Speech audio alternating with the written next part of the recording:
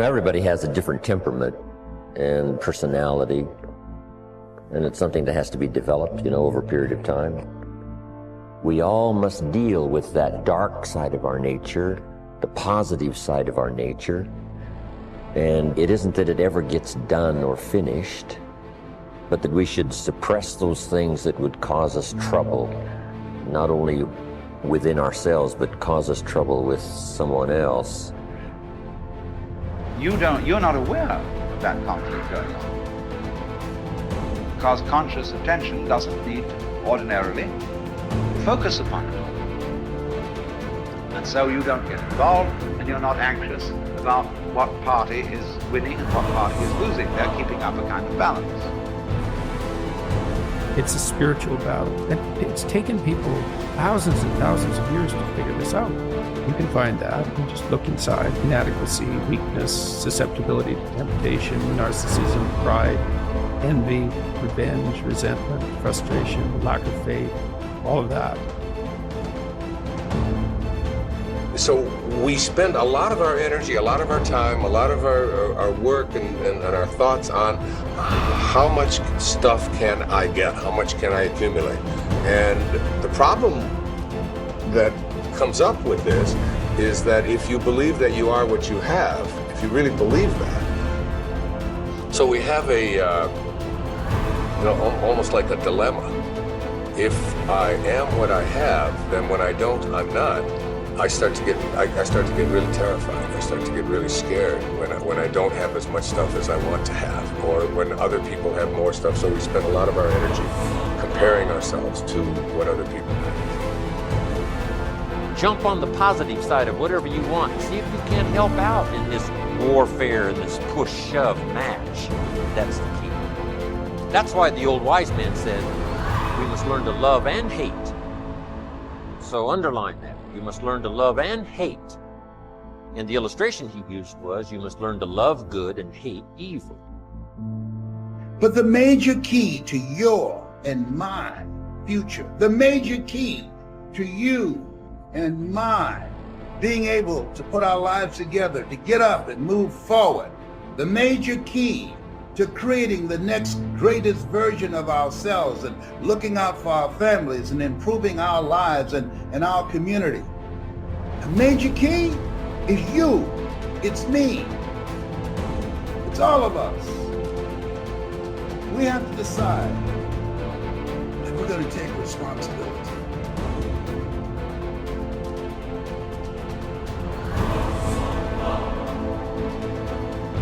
So, what are the opportunities today?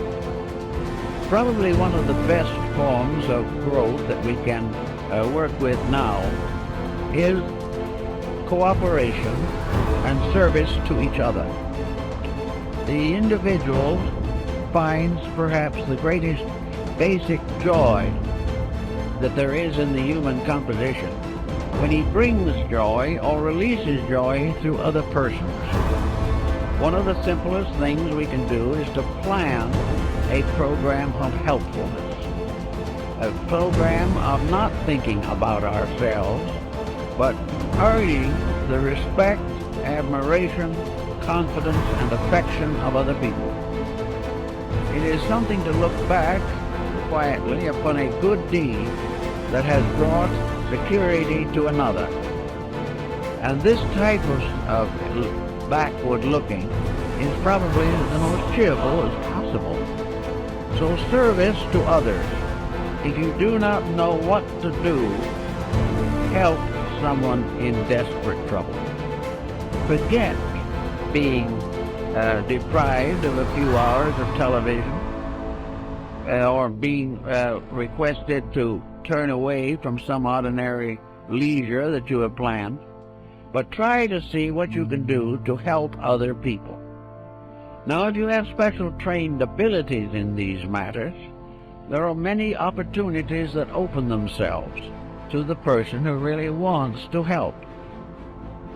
If you have music as a background and have the abilities, find some young people who want music and cannot afford it.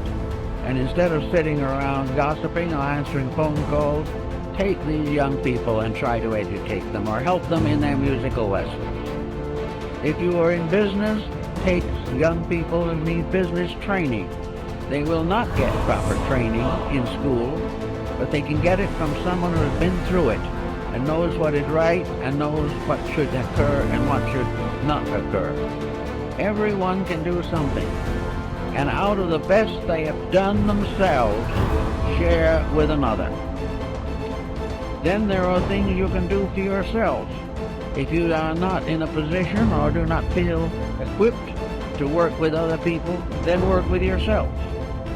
Develop those faculties and powers which are not functioning properly today. Look over your own life and see what your mind is doing. Is your mind growing? Or is it just heaping up one prejudice on top of another?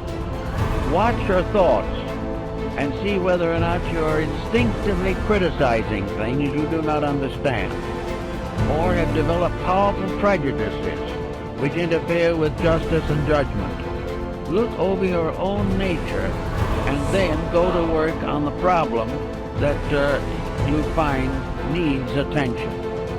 It is not good, however, to try to simply convert yourself.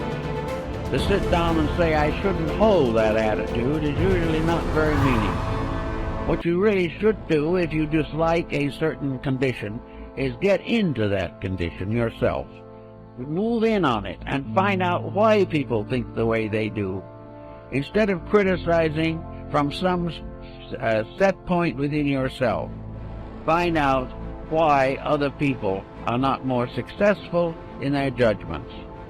I know a number of persons who have simply gone into various walks of life which are not their own in order to find out how other people really live. And it is almost certainly an eye-opener. If you do not wish to go through all this, it then is the best attitude you can have is to believe firmly that every individual is doing the best he can for what he is. And it is always important to try to estimate what he is and help him to become better.